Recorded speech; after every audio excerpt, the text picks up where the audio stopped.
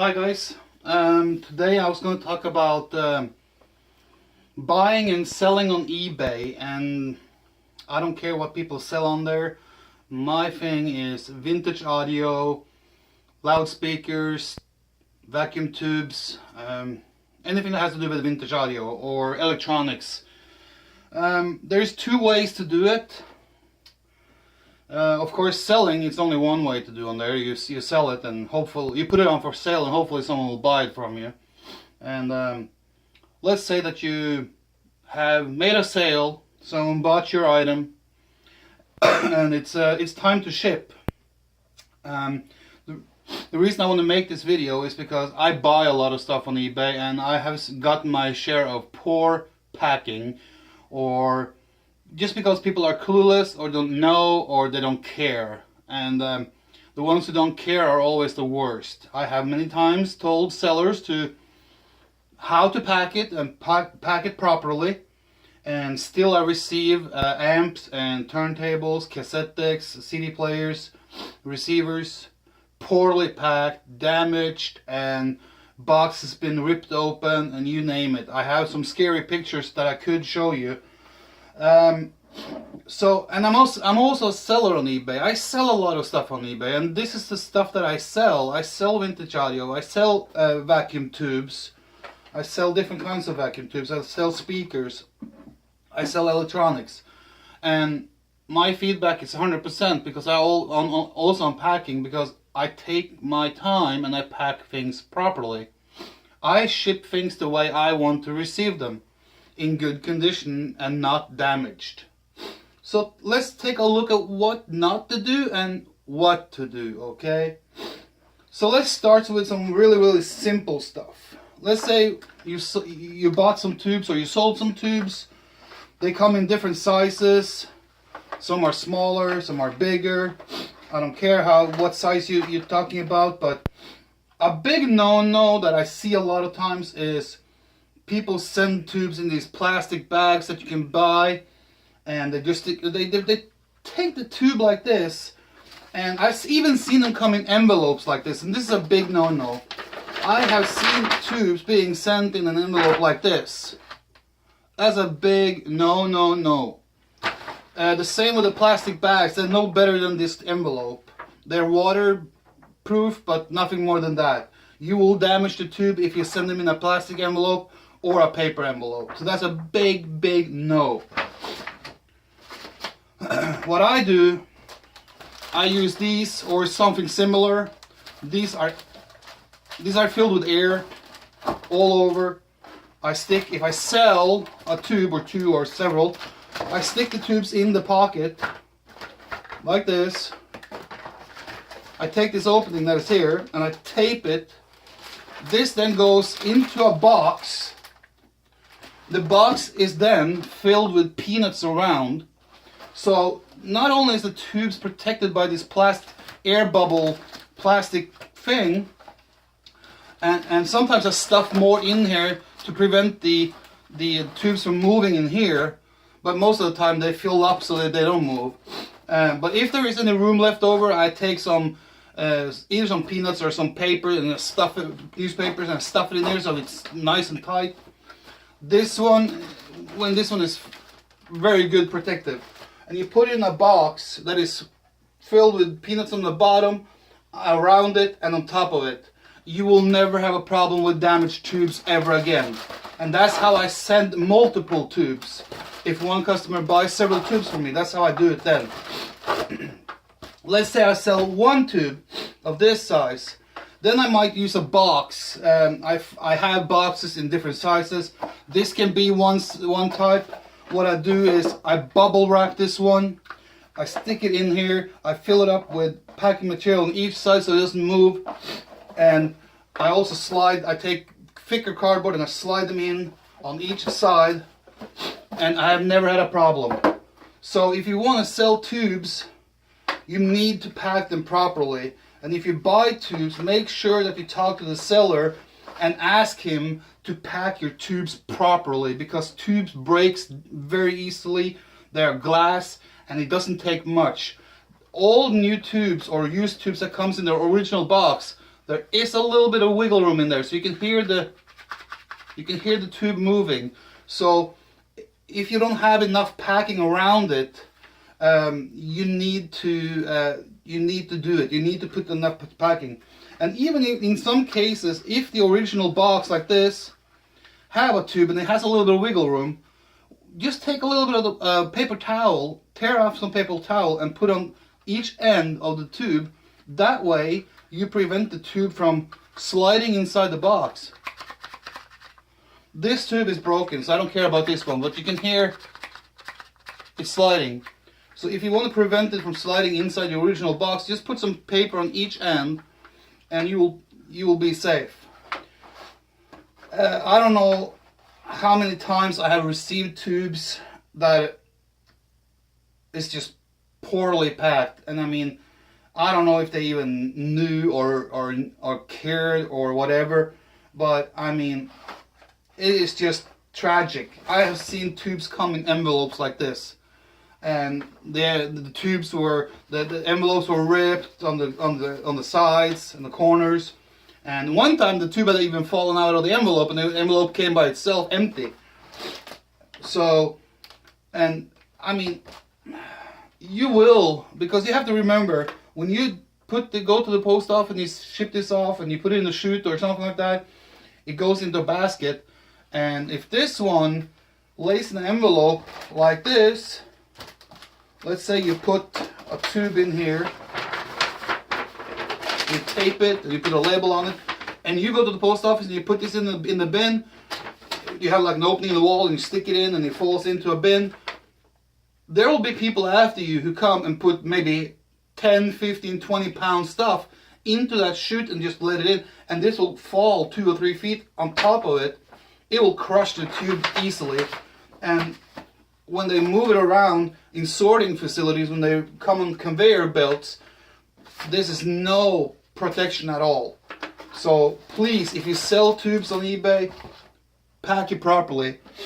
And I see a lot of people selling tubes on eBay, and they are like $3.99 for a tube or $5.99 for a tube, and then they offer you free shipping. I would be damn careful buying from those people, because free shipping means poor packing. If they sell a tube for $5 and you know that the minimum shipping on that tube is going to be $2.60 with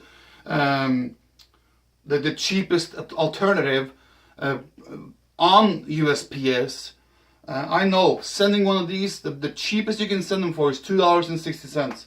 And if they sell it for $5 and they offer you free shipping, they don't have enough money in the game or on the sale to provide you with proper packing material, because packing material is expensive. I always charge shipping on my tubes. Maybe I sell less tubes than others, but you know what? When you buy a tube from me, they get packed properly, but I charge you for it because I use stuff to keep them safe. My shipping range from everything from $4.76 up to $9. $9 is the most, and that is if you buy 10, 15 tubes or so. If you buy a big box, then the shipping, of course, will be more. And I always ship the tubes good packed, and I always ship them with USPS, because there's no use in sending 1 or 2 tubes with FedEx or UPS. Okay, so that is the packing for the tubes. Now let's look at something else. A speaker, a raw driver. I mean, if you sell speaker cabinets, and let's say you sell a complete speaker, that is something I will go into in another video. I'm just taking the raw materials here now. Small, easy things to sell on eBay. This is a speaker driver. This is a 7-inch, 7.5 inch, is a little bit odd size. But what you will do if you sell a raw driver like this, and I have bought, if you see the shelf back here, all these drivers are mostly from eBay, and I tell you, some of them are packed good and some of them were packed poorly, and some was damaged. It had a the magnet shifting on the frame, on the basket, and that's, you can only do that if it's been hit hard, and that will come from the shipping, because he sold it as in good condition, just needed a refill. But the magnet had shifted and was loose. that means it had been bumped and thrown around and the box had been smacking into things. So if you want to ship a speaker like this, what you can do is take a piece of cardboard a little bit bigger than this, put it on top of this, where you have the cone, put it on top and fold it around and tape it. That way you have created, you want the box to go flush, meet up and flush. So then what you do then, when you have this flushed over, you tape it on each side. That way you have protected the driver. That's the first step of protecting the cone of the driver, because that will create a barrier on the front. That's the first step. After you've done that, you find a box that will fit this size and you put it in and you fill it up with packing material around so it doesn't slide around in there. And then you tape that box shut. Then you have, that's step number 2. Then what you then do is you take that box with this driver's in, and you take a bigger box, and this is what's called double boxing. And you fill it with peanuts on the bottom. You take the box which this one is in, you put it in the other box, and you fill it up around with any type of packing material. It can be peanuts, bubble wrap, newspaper, whatever, but just pack it really good.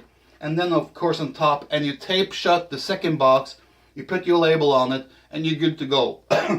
You have then successfully packed a driver in a secure way. I can't tell you how many times I have received drivers from eBay, from sellers who really don't know what they're doing. And let me tell you, your worst enemy, and when you ship stuff like heavy stuff, even this little one is heavy. It has some mass to it, so it will move. The worst enemy when you ship stuff is open room, open spaces inside a box. I have received drivers like this, just stuck in a box and taped it and put a label and sent it to me, and this one will be sliding back and forth inside the box. That is your worst enemy when you ship stuff. It's the sliding and the movement of heavy items, because when this one slides back and forth in this box, let's say I use this box, which is way too big for this driver, but let me show you what I'm talking about. And I have received this so many times. I have received drivers just stuck in a box upside down like that, and they just tape it like that, and this is how it comes, sliding around. Totally the wrong way to ship things. You want to, like I said, you want to protect your cone, tape it around, put this one in another box with peanuts around it, put that other box inside this box with peanuts and everything, or other packing material, so it won't slide. Because movement inside the box is your worst enemy. And then of course the second enemy is impact from outside. But if you have it double boxed and a lot of packing material, you have eliminated the force from outside, and you have also eliminated the moving around inside. So just remember that you want to protect it from two things. You want to protect it from the forces within and the forces from outside. That was speaker drivers, and that goes for small tweeters to big woofers, 18-inch woofers and everything.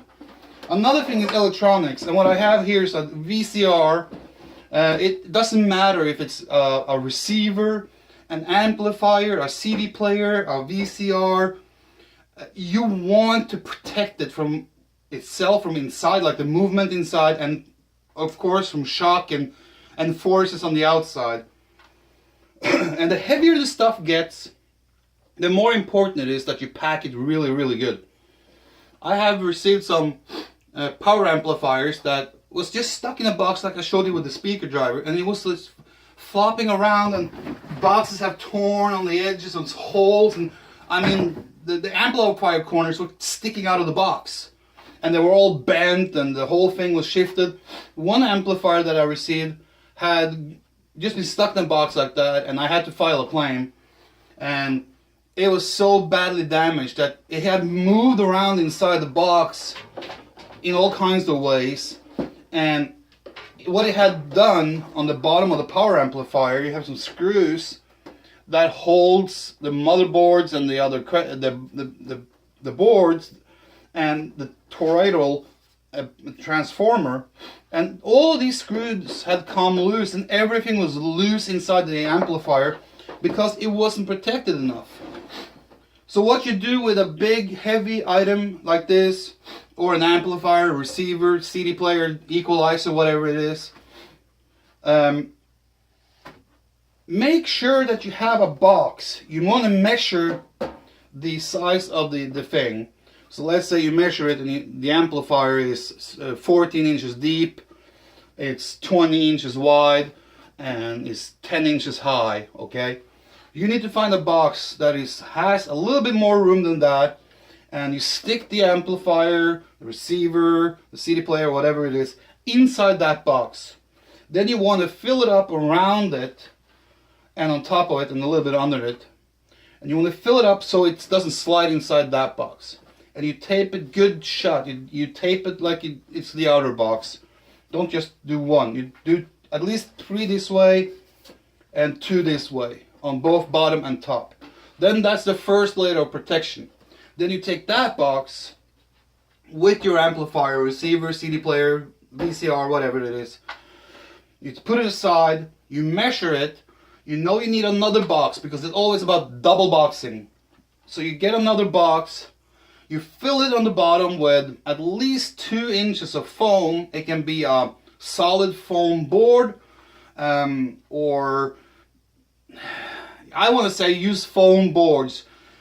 Peanuts are not that great for that, but you can use it, but you have to really fill it up with good amount of peanuts. But you can use the foam boards that you can get from Home Depot. They're about 1 3/4, 2 inches thick.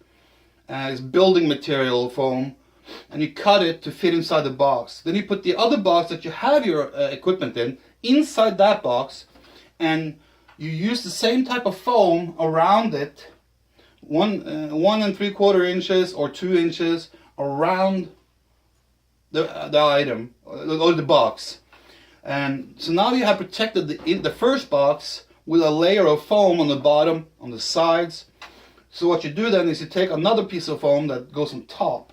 So basically you have created a foam box around a box that is put into a third box. So you have 2 cardboard boxes and one kind of like a box, call it, that you have made with foam. And then you tape the last box together and make sure that you tape 1, 2, and 3, and twice this way, both on the top and the bottom, because heavy stuff deserves a lot of packing tape. And then you want to do the edges. You put tape on each edges on the bottom and the top. It doesn't matter where it is, you do all the edges, because when this heavy thing comes on a conveyor belt, it can snag onto something and it can rip the cardboard really easily. So packing tape, I use 3M packing tape that's really strong, and it holds off and it prevents the cardboard from ripping in the corners, because you don't want to weaken the integrity of the box. So always double box and always use a lot of packing material. And what scares me the most when I shop on eBay, if I see an amplifier or a receiver or something that I want, and I know that this is going to be a 30, 40, 50 pound shipment, I tell you, I'm praying that they know how to do it, and I try to send them a message every time, and double box, use packing material in each box and around inside of each box, and tape it properly. And I have gotten things coming with duct tape, and duct tape is not ideal for shipping, because duct tape, I have found out, and probably a lot of you do too, duct tape is not great on cardboard. So just pack it properly, put pressure on things, you want it to be snug and tight. You don't want any movement inside, and you want to eliminate any shock from outside. And the way to do that is to use the thick foam around it. And when I see something that I want on eBay, and I see like, okay, the buying price is $150 or $200, and then they offer you free shipping, I'm going like, oh my God, I rather want the seller to charge me shipping and pack it properly, because if you want to ship a 50-pound amplifier or receiver and you have free shipping and you sell it for $100 or $150, you know that when he prints out that label, that shipping price, depending on where in the country you're sending it, it's going to be anywhere between $35 and $60 somewhere in shipping cost. And if the only way to save on that is to save on packing material and save on packing, and then just stick it in a box and send it. So I always, when I sell, and I hope you do too, if you want to sell on eBay, charge for shipping and put it in a writing in the listing that I charge for shipping because I pack it really good and I have expenses towards packing material.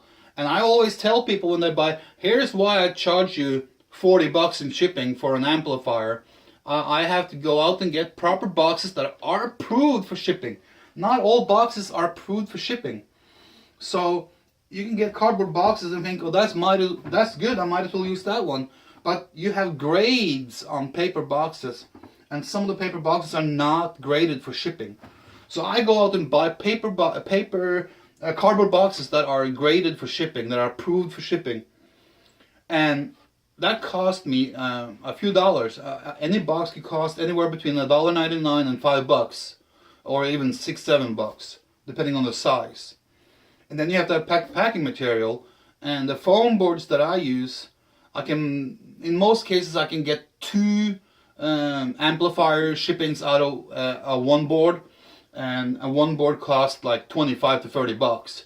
So you get about $15, and then you have boxes, let's say $3, $4, and then of course other peanuts and packing material and bubble wrap and all that stuff.